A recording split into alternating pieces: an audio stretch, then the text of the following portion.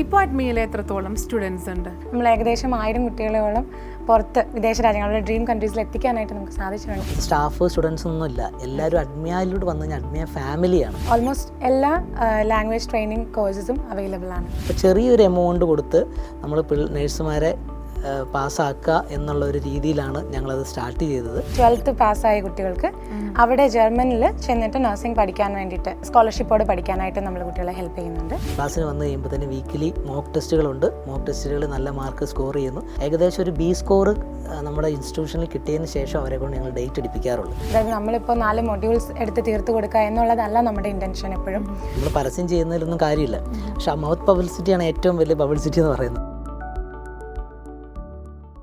Hi hello, it's me Sajna Saras. ഇൻസ്പയറിൻ്റെ inspiration നിറഞ്ഞ മറ്റൊരു സ്റ്റോറിയിലേക്ക് ഏവർക്കും സ്വാഗതം.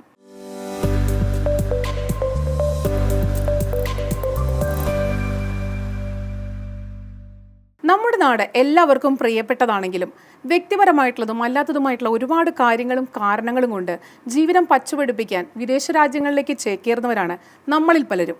അങ്ങനെയുള്ളവർക്കൊരു വലിയ കടമ്പയാണ് IELTS, OET പോലുള്ള എക്സാംസ്. ഇതുപോലുള്ള എക്സാംസ് പാസ്സാവാനുള്ള കോഴ്സുകൾ തിരഞ്ഞെടുക്കുവാനും സക്സസ് റേറ്റ് ഏറ്റവും കൂടുതലുള്ള അഡ്മിയ ഇൻ്റർനാഷണൽ അക്കാദമിയുടെ ഡയറക്ടറായിട്ടുള്ള ലിവിയും HOD ആയിട്ടുള്ള ശരണ്യയുമാണ് ഇന്ന് നമ്മോടൊപ്പം ഉള്ളത്. Both of you, welcome to the Inspire show of inspiring stories. Thank you ma'am. Saranya, അപ്പോൾ എന്തായിരുന്നു എഡ്യൂക്കേഷൻ ആൻഡ് പ്രൊഫഷനൊക്കെ എന്തായിരുന്നു? ഞാനൊരു നേഴ്സാണ്. ഓക്കെ. ആൻഡ് ദെൻ ഞാൻ IELTS ചൂസ് ചെയ്തു ലാംഗ്വേജ് ട്രെയിനറായിട്ട്. നഴ്സ് ആവുന്നതിന് പകരം ഈ ഒരു കോഴ്സ് പഠിപ്പിക്കുന്ന രീതിയിലേക്ക് എത്തിയല്ലേ? HOD ആണെന്ന് പറഞ്ഞു. അപ്പോൾ ഹെഡ് ഓഫ് ദി ഡിപ്പാർട്ട്മെൻറ്റ് ആകുമ്പോൾ തീർച്ചയായിട്ടും ഒരുപാട് റെസ്പോൺസിബിലിറ്റീസ് ഉണ്ടാകും.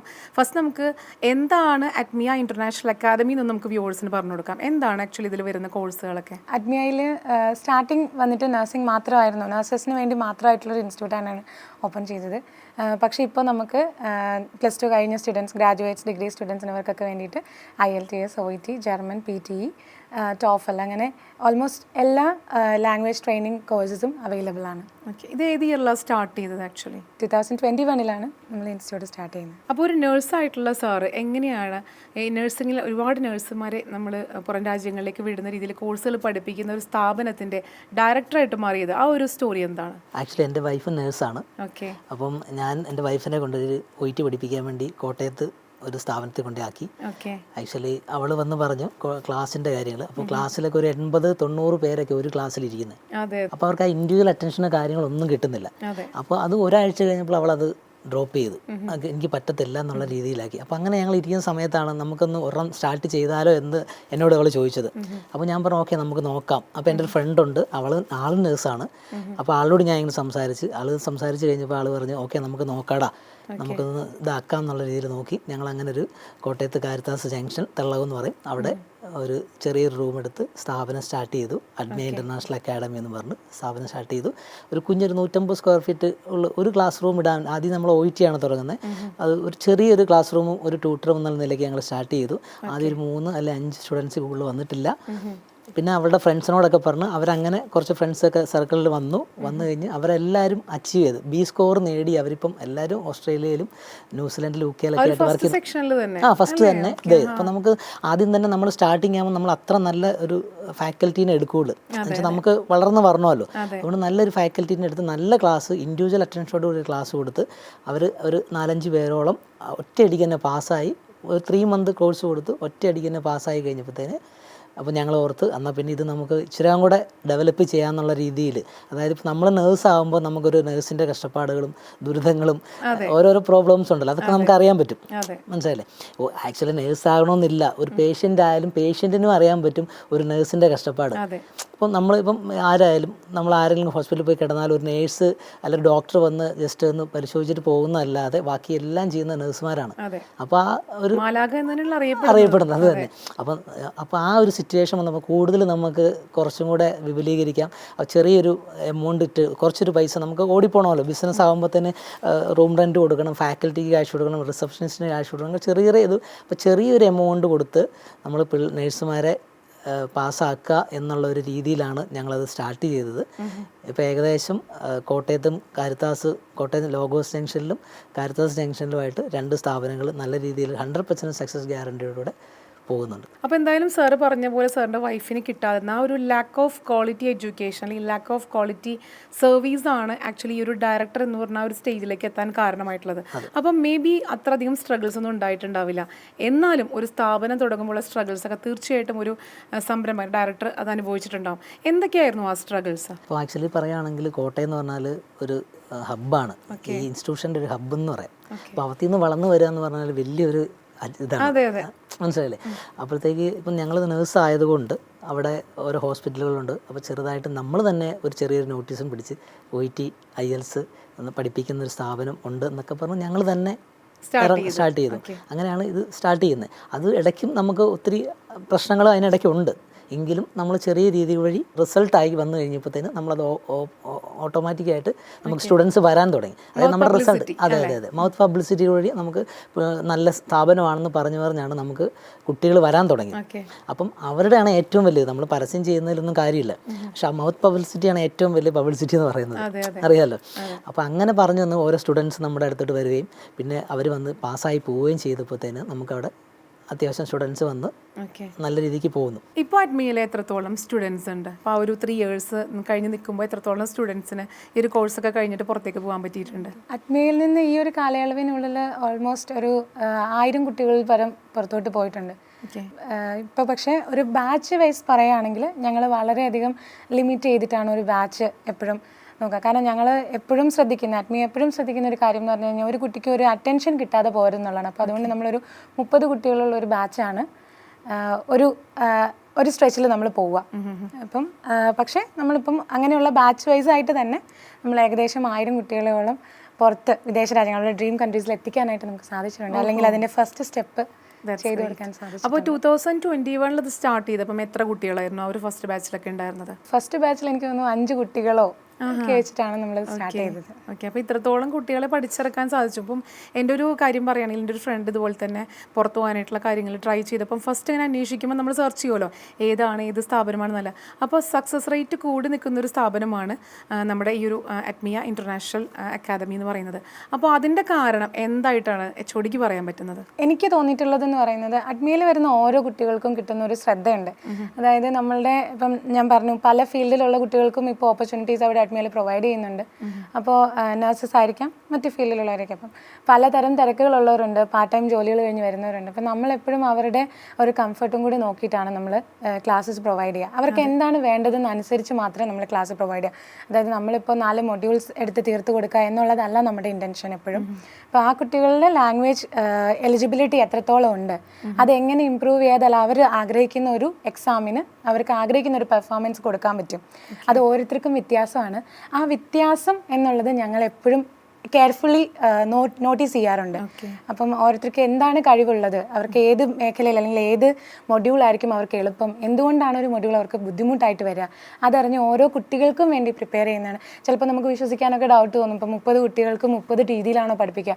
അങ്ങനെ തന്നെയാണ് പഠിപ്പിക്കേണ്ടത്. കാരണം 30 കുട്ടികളും 30 ഇൻഡിവിജ്വൽസ് ആണ്.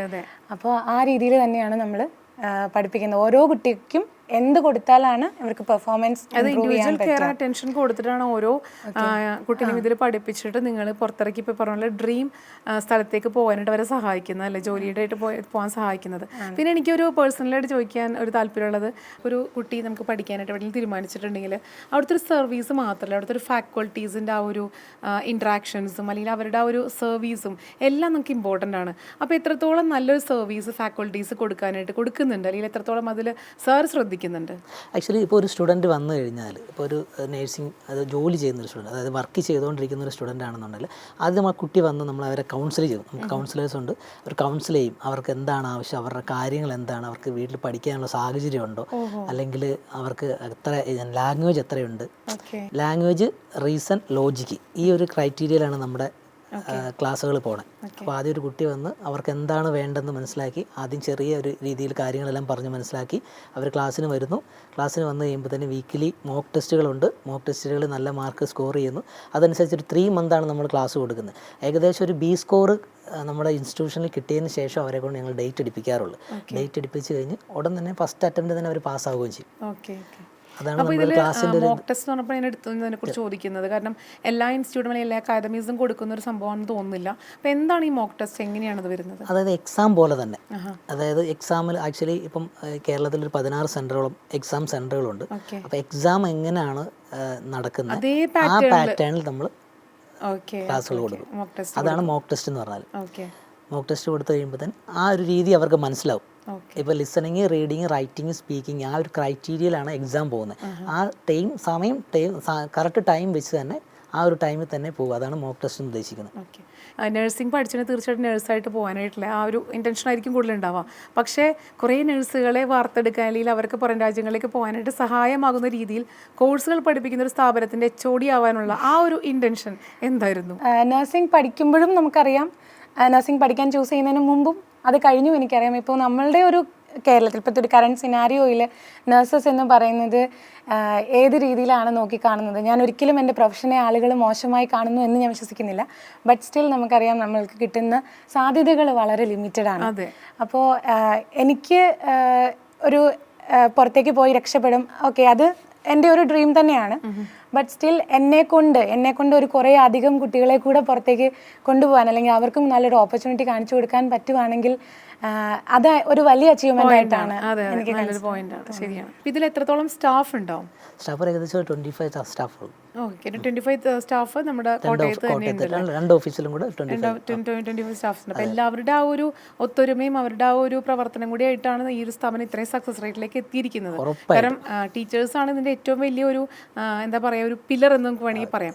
കാരണം അവരുടെ ആ ഒരു സർവീസ് അല്ലെങ്കിൽ അവരുടെ ആ ഒരു ആറ്റിറ്റ്യൂഡ്, അവരുടെ ഒരു മെൻറ്റാലിറ്റി, അവർ കുട്ടികൾക്ക് കൊടുക്കുന്ന ആ ഒരു ഗിവ് ആൻഡ് ടേക്ക്, ഇതെല്ലാം തന്നെ ഇതിൽ ഇമ്പോർട്ടൻ്റ് ആയിട്ടുള്ള ഫാക്ടേഴ്സാണ്. അപ്പോൾ അതെല്ലാം ഇത്ര ഭംഗിയായിട്ട് കൊടുക്കുന്നത് കൊണ്ടാണ് അഡ്മിയ ഇൻ്റർനാഷണൽ അക്കാദമി ഈ ഒരു സക്സസ് റേറ്റിൽ ഇപ്പോൾ നിൽക്കുന്നതും അവർ യൂണീക്കായിട്ട് വർത്തിക്കുന്നതും, അല്ലേ? അതെ, ഉറപ്പായിട്ടും. അപ്പോൾ ഈ സ്റ്റാഫിനെ തിരഞ്ഞെടുക്കുമ്പോൾ നിങ്ങൾ എന്തെല്ലാം കാറ്റഗറി ക്രൈറ്റീരിയയാണ് അവിടെ അവലംബിക്കുന്നത്? അപ്പോൾ ആക്ച്വലി ഇപ്പം എക്സാം പാസ്സായിട്ടുള്ള ആൾക്കാരെ മാത്രമേ ഞങ്ങൾ എടുക്കുള്ളൂ. B സ്കോർ അല്ലെ A ഗ്രേഡ് കിട്ടിയ ആൾക്കാരെ മാത്രമേ ഉള്ളൂ ഞങ്ങൾ ഫാക്കൽറ്റി ആയിട്ട് എടുക്കാറുള്ളൂ. അവർക്ക് ഒരു 2 വീക്ക് ഞങ്ങൾ ട്രെയിനിങ് കൊടുക്കും.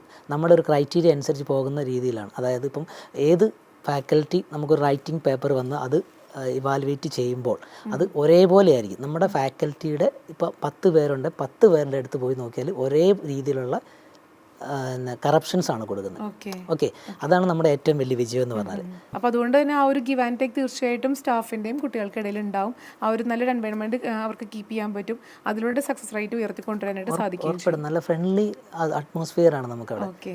സ്റ്റാഫ് സ്റ്റുഡൻസ് ഒന്നും ഇല്ല, എല്ലാവരും അഡ്മിയയിലൂടെ വന്നു കഴിഞ്ഞാൽ അഡ്മിയ ഫാമിലിയാണ്. അഡ്മിയ ഇന്റർനാഷണൽ അക്കാദമി ഇപ്പോൾ എത്ര കോഴ്സുകൾ കൊടുക്കുന്നുണ്ട്? നമ്മൾ 6 കോഴ്സസ് ആണ് മെയിനായിട്ട്. അതായത് OIT എന്ന് പറയുമ്പോൾ നമുക്കറിയാം മെഡിക്കൽ പ്രൊഫഷണൽസിന് വേണ്ടി മാത്രമായിട്ടാണ് മെയിൻലി അത് വരുന്നത്.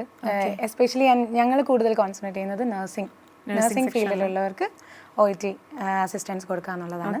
അതുപോലെ അത് ഡയറക്ടറും HOD ഒക്കെ നഴ്സിംഗ് സെക്ഷനിലായതുകൊണ്ടാണോ അങ്ങനത്തെ ഒരു കോൺസെൻട്രേഷൻ അതിലേക്ക് കൊടുക്കുന്നത്? ആദ്യം പറഞ്ഞല്ലോ, അതായത് ഇപ്പം നമ്മൾ ഈ ഇൻസ്റ്റിറ്റ്യൂട്ട് ബിഗിൻ ചെയ്തത് നഴ്സസിന് വേണ്ടിയിട്ടാണ്.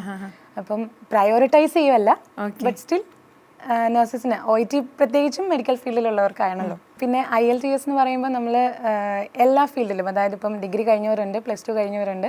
ഇപ്പോൾ സ്റ്റുഡൻ്റ് ആയിട്ട് പോകുന്നവരെ സംബന്ധിച്ച് IELTS അക്കാദമിക് എന്ന് പറഞ്ഞ് ഒരു ടൈപ്പ് ഓഫ് എക്സാമാണ് അവർ അറ്റൻഡ് ചെയ്യുക. അതുപോലെ ജോലിക്കായിട്ട് അല്ലെങ്കിൽ നമുക്ക് മറ്റ് സ്പെസിഫിക് വിസ കണ്ടീഷൻസ് ഒക്കെ ഉണ്ട്. അതായത് ഇപ്പം നമ്മുടെ ഒരു റിലേറ്റീവ് അല്ലെങ്കിൽ സ്പൗസ് ഒക്കെ അവിടെ ഉള്ളവർക്ക് മൈഗ്രേറ്റ് ചെയ്യാൻ വേണ്ടിയിട്ട് ഒരു വിസ അപ്രൂവ് ചെയ്യാൻ വേണ്ടിയിട്ട് നമ്മുടെ ലാംഗ്വേജ് പ്രൊഫഷൻസി പ്രൂവ് ചെയ്യാനാണെങ്കിൽ IELTS എന്ന് തന്നെ ജനറൽ എക്സാംസ് ഉണ്ട്.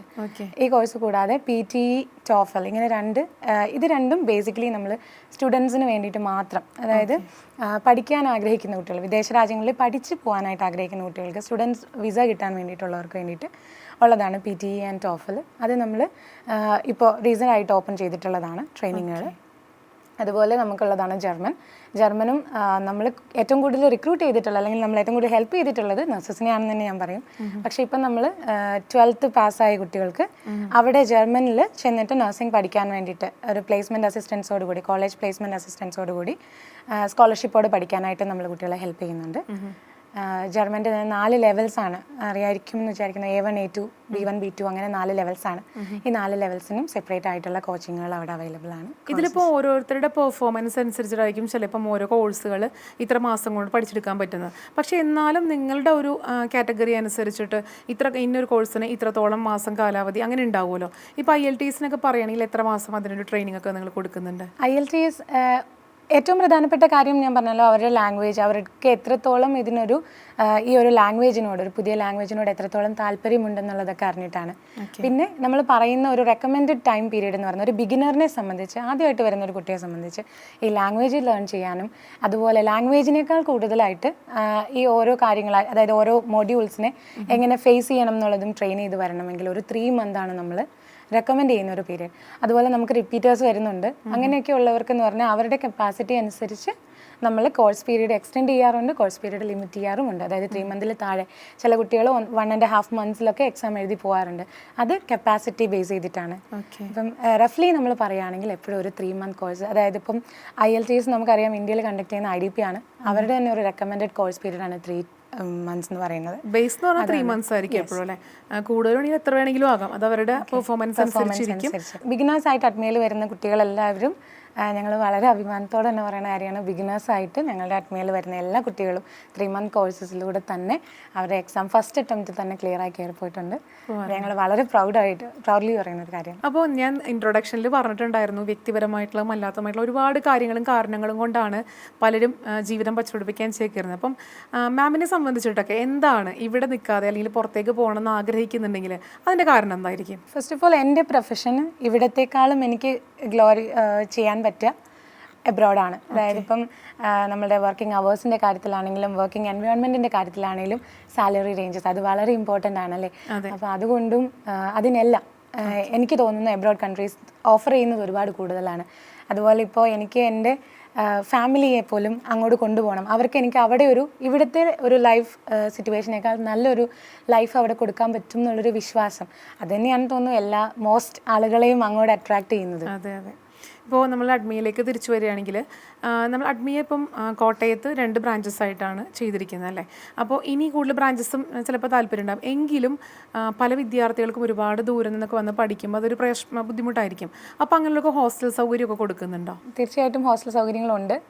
നമ്മൾ കാരിത്താസ് ഫസ്റ്റ് സെൻറ്റർ കാരിത്താസ് ആണ്. അവിടെ അടുത്ത് തന്നെ നടന്നു പോയി വരാവുന്ന ദൂരത്ത് തന്നെ നമ്മൾ ഹോസ്റ്റൽ സർവീസസ് അവൈലബിൾ ആക്കി കൊടുക്കുന്നുണ്ട്. അതുപോലെ കോട്ടയത്തും നമുക്ക് ഹോസ്റ്റൽസ് ഉണ്ട്. ഇന്നത്തെ കാലഘട്ടത്തിൽ നമുക്കറിയാം ഒരുപാട് ഇതുപോലുള്ള അക്കാഡമീസ്, സെൻറ്റേഴ്സ്, ഇൻസ്റ്റിറ്റ്യൂട്ട്സ് ഒക്കെ വരുന്നുണ്ട്.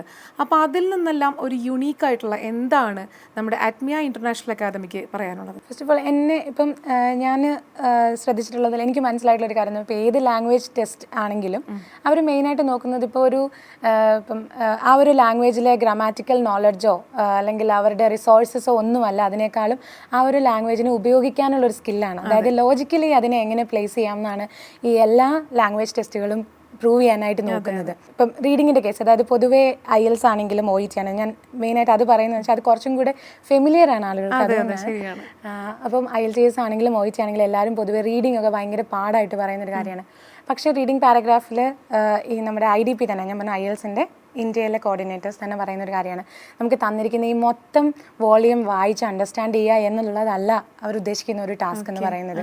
മറിച്ച് നമ്മൾ അതിൽ നിന്നും അവർ ചോദിക്കുന്ന കാര്യങ്ങൾക്ക് കണ്ടെത്താൻ പറ്റുന്നുണ്ടോ എന്നുള്ളതാണ്. അതായത് നമ്മൾ അവിടെ നമ്മുടെ ലോജിക്കാണ് ഉപയോഗിക്കേണ്ടത്, നമ്മുടെ റീസണിങ് കപ്പാസിറ്റീസ് ആണ് ഉപയോഗിക്കേണ്ടത്. അതായത് പഠിപ്പിച്ച് തത്തമേ പൂച്ച പോലെ അങ്ങനെയുള്ള രീതിയിലല്ല, നമ്മളത് എക്സിക്യൂട്ട് ചെയ്യാനായിട്ട് പറ്റണം. ആ ഒരു സംഭവമാണ് നമുക്കിവിടെ പ്രധാനം. അതാണ് നമ്മുടെ അഡ്മിയ ഇന്റർനാഷണൽ അക്കാദമി പ്രൊവൈഡ് ചെയ്യുന്നത്. അത് നമ്മൾ മെയിനായിട്ട് 3 കാര്യങ്ങൾ, അതായത് ലാംഗ്വേജ്, ലോജിക് ആൻഡ് റീസൺ ആണ് നമ്മൾ മെയിനായിട്ട് ഫോക്കസ് ചെയ്യുന്നത്. അതായത് നമ്മൾ ഒരു കുട്ടിക്ക് ഒരു എക്സാം അണ്ടർസ്റ്റാൻഡ് ചെയ്യുന്നത്, എക്സാമിന് തന്നിരിക്കുന്ന മെറ്റീരിയൽസ് അണ്ടർസ്റ്റാൻഡ് ചെയ്ത് പ്രോപ്പറായിട്ട് ആ ക്വസ്റ്റ്യൻ അണ്ടർസ്റ്റാൻഡ് ചെയ്താലേ ഉള്ളൂ റൈറ്റ് ഒരു ആൻസർ നമുക്ക് ചിന്തിക്കാൻ പറ്റുള്ളൂ. അതിന് വേണ്ടിയിട്ടുള്ളവർക്ക് ഒരു ലാംഗ്വേജ്, ആ ലാംഗ്വേജ് അവർക്ക് ഡെവലപ്പ് ചെയ്ത് കൊടുക്കുക. അതുപോലെ ലോജിക്കലി ഈ ആൻസേഴ്സിനെ കണക്ട് ചെയ്യാൻ, നമുക്ക് തന്നിരിക്കുന്ന ഇൻഫർമേഷൻസുമായിട്ട് ലോജിക്കലി ആൻസേഴ്സിനെ കണക്ട് ചെയ്യാനായിട്ട് അവർക്ക് എങ്ങനെയാണ് ഈ ലോജിക്ക് എങ്ങനെയാണ് ഇതിനെ കണക്ട് ചെയ്യേണ്ടതെന്ന് പറഞ്ഞു കൊടുക്കുക. ആൻഡ് ദെൻ അവർ തന്നെ ഏബിൾ ആയിക്കോളും the reason. They'll find out the reason why they need to find this answer. ഇപ്പം ബൈ ഹാർട്ട് പഠിക്കുന്നതിനേക്കാൾ ഉപരി അവരത് കുറച്ചും കൂടെ ലോജിക്കലി തിങ്ക് ചെയ്ത് അതിന്റെ ആ ഒരു ഉത്തരം അവർ തന്നെ കണ്ടുപിടിച്ചെത്തുന്നതിലായിരിക്കുള്ളൂ കുറച്ചും കൂടെ ആത്മീയ അക്കാദമി. കാരണം ബൈ ഹാർട്ട് പഠിക്കുക എന്ന് പറയുന്നത് ഒരിക്കലും പോസിബിൾ അല്ല. കാരണം നമ്മുടെ പ്രാക്ടീസ് മെറ്റീരിയൽസ് അല്ല, സിമിലർ ആണ്. നമ്മൾ കൊടുക്കുന്ന പ്രാക്ടീസ് മെറ്റീരിയൽസ് നമ്മുടെ എക്സാം ക്വസ്റ്റ്യൻസിനും വളരെ സിമിലർ ആണ്. പക്ഷെ ഇപ്പം നമ്മൾ ഇന്നലെ വായിച്ച ഒരു റീഡിംഗ് ക്വസ്റ്റ്യൻ നമുക്ക് എക്സാമിന് കിട്ടില്ല. അപ്പോൾ നമ്മൾ ആ റീഡിംഗ് ഇതുമായിട്ട് എങ്ങനെ റിലേറ്റ് ചെയ്യാൻ പറ്റുക, അതായത് അവിടെ നമ്മൾ എങ്ങനെയാണ് ഉത്തരങ്ങളിലേക്ക് എത്തിയത്, അതേ ടെക്നിക്സ് അതേ ട്രിക്സ് യൂസ് ചെയ്യുക നമ്മളുടെ എക്സാമിന് നമ്മൾ ഉത്തരങ്ങളിലേക്ക് എത്താൻ. അങ്ങനെ ഉത്തരങ്ങളിലേക്ക് എത്തുന്ന തരത്തിലുള്ള ട്രിക്സ് ആൻഡ് ടിപ്സ് ആണ് നമ്മൾ എപ്പോഴും ഫോക്കസ് ചെയ്യുക. സാർ ഇപ്പം ഒരാൾ ഇതുപോലെ തന്നെ വിദേശത്ത് പോയി പഠിക്കാൻ തീരുമാനിച്ചിട്ടുണ്ടെങ്കിൽ തീർച്ചയായിട്ടും ഫസ്റ്റ് ഒരു കടമ്പ ഞാൻ ആദ്യം പറഞ്ഞ പോലെ തന്നെ ഇതാണ് IELTS OET എക്സാംസ് പാസ്സാവുക എന്നുള്ളതാണ്. അപ്പോൾ ഇതിനുവേണ്ടി ഒരു കോഴ്സ് അല്ലെങ്കിൽ സ്ഥാപനം തിരഞ്ഞെടുക്കുമ്പോൾ തീർച്ചയായിട്ടും അവർ പലരും ഒരുപാട് സ്ഥാപനങ്ങൾ പൊങ്ങി വരുന്നുണ്ട്. അപ്പോൾ അവരൊക്കെ കൊടുക്കുന്ന ഒരു വാഗ്ദാനം എന്ന് പറഞ്ഞാൽ ഞങ്ങൾ കൃത്യമായിട്ട് മെറ്റീരിയൽസ് കൊടുക്കും, എക്സാംസ് നമ്മൾ ഉണ്ടാക്കും, അങ്ങനെ കുറേ വാഗ്ദാനങ്ങൾ കൊടുക്കും. പക്ഷേ കൃത്യമായിട്ട് അവർ ചെയ്യുന്നത് ഫീസ് വാങ്ങിക്കുക എന്നുള്ളത് മാത്രമായിരിക്കും. അപ്പോൾ അങ്ങനെയുള്ള സിറ്റുവേഷൻസിൽ ആത്മീയ ഇൻ്റർനാഷണൽ അക്കാദമി എന്താണ് അങ്ങനെയുള്ള കുട്ടികൾക്ക് വേണ്ടിയിട്ട് പ്രൊവൈഡ് ചെയ്യുന്നത്? ഓക്കെ, ആക്ച്വലി നമ്മൾ ചെയ്യുന്നത് എന്താണെന്ന് വെച്ച് കഴിഞ്ഞാൽ ഒരു കുട്ടി വന്നു കഴിഞ്ഞാൽ ഇപ്പോൾ പറഞ്ഞ പോലെ കൗൺസിലിംഗ് എല്ലാം ചെയ്തതിന് ശേഷം ആ കുട്ടി അവരെ നല്ലൊരു സ്വന്തം കാലം നിൽക്കാൻ ഒരു പ്രാപ്തയാക്കുന്ന രീതിയിലാണ് അവിടെ കോച്ചിങ് എല്ലാം ചെയ്യുന്നത്. ആക്ച്വലി ലിസണിങ് ആയാലും റീഡിങ് ആയാലും റൈറ്റിംഗ് ആയാലും സ്പീക്കിംഗ് ആയാലും, ഇപ്പോൾ സ്പീക്കിംഗ് സെക്ഷൻ ആയാലും ഗ്രൂപ്പ് സ്പീക്കിംഗ് സെക്ഷനുകളുണ്ട്, ലിസണിങ് ആയാലും റീഡിംഗ് ആയാലും എല്ലാം, അതായത് അവരുടെ ഗ്രൂപ്പ് ഡിസ്കഷനിലൂടെ കൂടിയാണ് നമ്മൾ ക്ലാസ്സുകളെല്ലാം നടത്തുന്നത്. പിന്നെ അതുപോലെ തന്നെ ഈ OET അല്ലെങ്കിൽ IELTS എന്ന് പറഞ്ഞാൽ ഇപ്പം യൂറോപ്പിൽ പോകാനുള്ളതിൻ്റെ ഒരു കടമ മാത്രം. അപ്പോൾ അത് കഴിഞ്ഞ് CBT എഴുതണം, CBT കഴിഞ്ഞ് OSCE എഴുതണം, ഇതെല്ലാം വേണം. അപ്പോൾ ഈ കാണാതെ പഠിച്ചത് കൊണ്ട് അല്ലെങ്കിൽ പോയി ഇത് ചെയ്തുകൊണ്ട് മാത്രം പാസ്സാകത്തില്ല. അപ്പോൾ ആ ഒരു രീതിയിലുള്ള ട്രെയിനിങ് ആണ് ആത്മീയ ഇൻ്റർനാഷണൽ കൊടുക്കുന്നത്. ഓക്കെ, അപ്പോൾ പല കുട്ടികളും നമ്മൾ ചെന്ന് കഴിഞ്ഞ് വിളിച്ച് പറയും, നമ്മളെ ഫോൺ വിളിച്ച് പറയും, ഇല്ലെങ്കിൽ നാട്ടിൽ വരുമ്പോൾ നമ്മൾക്ക് സ്വീറ്റ്സൊക്കെ ആയിട്ട് വന്ന് നമ്മുടെ അടുത്ത് വന്ന് ഹഗ് ചെയ്തൊക്കെ പറയും. അതായത് നമ്മൾ നല്ലൊരു സ്കൂളിൽ നമ്മുടെ കുട്ടികളെ ചേർക്കുമ്പോൾ നല്ലൊരു സ്ഥലം നോക്കിയല്ലേ നമ്മൾ കുട്ടികളെ ചേർക്കുന്നത്. അപ്പോൾ അത് ബേസാണ്. ആ ബേസ് കിട്ടിക്കഴിഞ്ഞെങ്കിൽ മാത്രമേ ഉള്ളൂ നമുക്ക് എവിടെ പോയാലും മുന്നേറാൻ പറ്റുള്ളൂ. ആ ഒരു ബേസ് ആത്മീയ ഇൻ്റർനാഷണൽ കൊടുക്കുന്നുണ്ട്. അതുകൊണ്ടാണ് പല കുട്ടികളും വന്ന് നമുക്ക് സ്വീറ്റ്സ് ഒക്കെ ആയിട്ട് വരും, അങ്ങനെ ഓരോ കാര്യങ്ങളും സന്തോഷം പ്രകടമാക്കാൻ വേണ്ടിയിട്ട്. അതുപോലെ നല്ല ക്ലാസ് ഒക്കെ തന്ന് പഠിപ്പിക്കുന്നതുകൊണ്ട് മാത്രമാണ് ഞങ്ങൾക്ക് ഒരു നല്ലൊരു സാലറിയിലൂടെ ജോലി കിട്ടിയത്.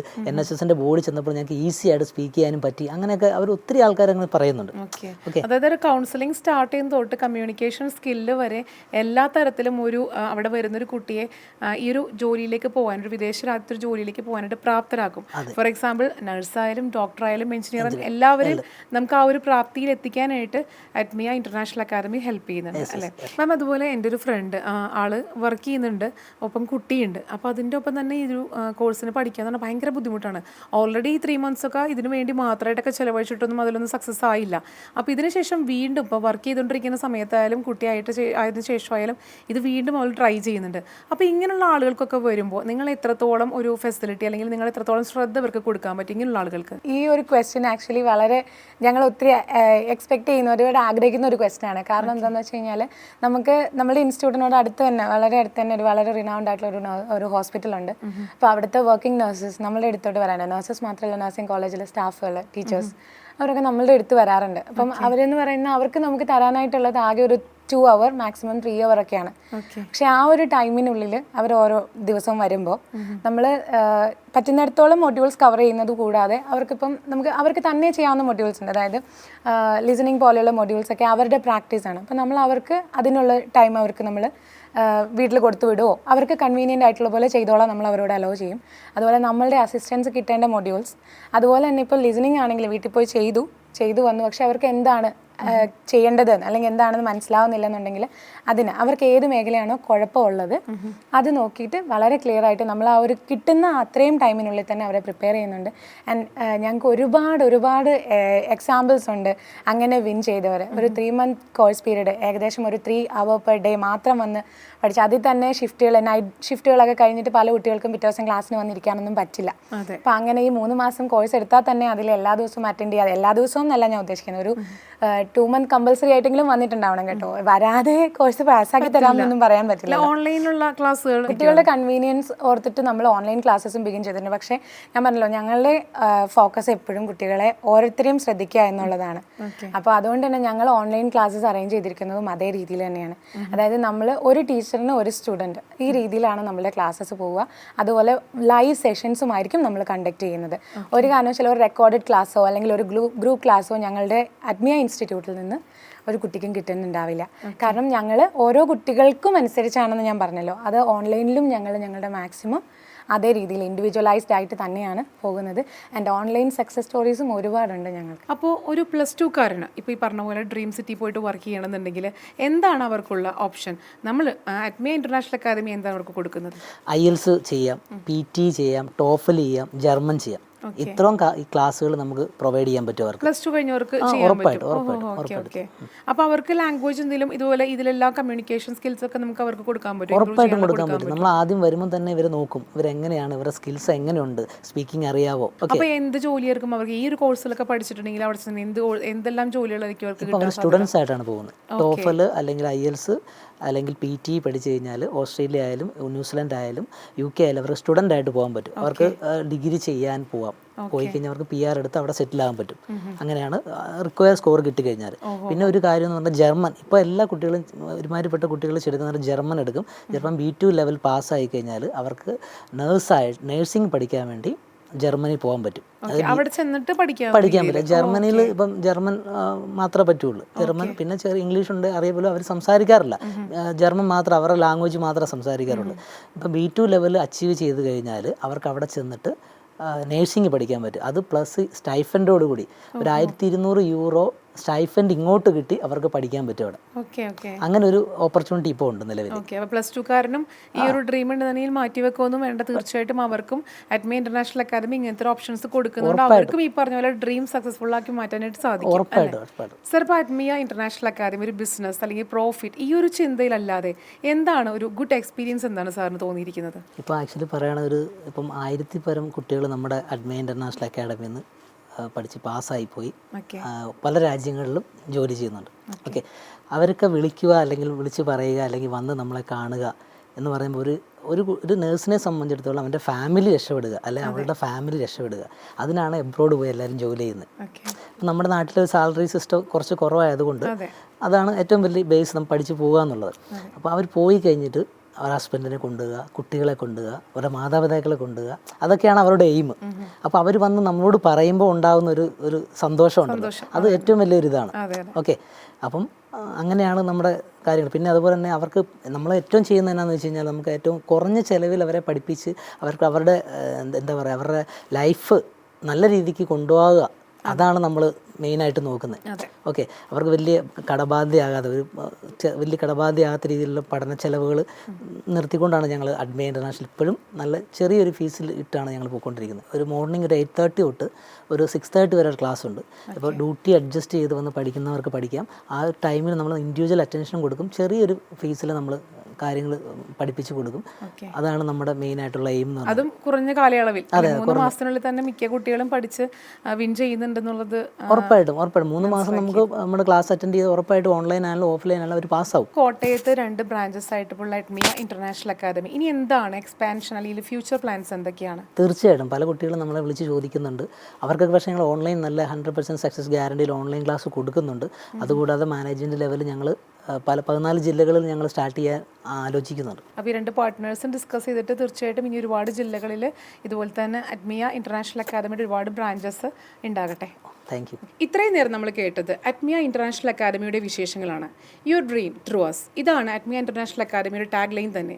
നമ്മൾ ഒരുപാട് പേരുടെ സ്വപ്നമാണ് ഒരു ഡ്രീം സിറ്റി ജോബ്. അത് നേടിയെടുക്കാൻ വേണ്ടി ഒരുപാട് കോഴ്സുകൾ പ്രൊവൈഡ് ചെയ്യുന്ന ഒരു ഇൻഡിവിജ്വൽ പേഴ്സണും ഇൻഡിവിജ്വൽ അറ്റൻഷൻ ആൻഡ് കെയർ കൊടുത്തിട്ട് സക്സസ് റേറ്റ് ഏറ്റവും കൂടുതൽ കൂട്ടിയിട്ട് ഏറ്റവും നല്ല രീതിയിലുള്ള പെർഫോമൻസ് കാഴ്ചവെക്കാനായിട്ട് ഓരോ കുട്ടിയെയും പ്രാപ്തരാക്കുന്ന രീതിയിൽ ഒരുപാട് കോഴ്സുകൾ പ്രൊവൈഡ് ചെയ്യുന്ന അഡ്മിയ ഇന്റർനാഷണൽ അക്കാദമിയുടെ വിശേഷങ്ങളാണ് നമ്മൾ ഇത്രയും നേരം ശ്രവിച്ചത്. ഇനിയും ഇൻസ്പയർ കേൾക്കുന്നത് വരെ കാണുന്നത് വരെ it's me Sajna Zahra signing off.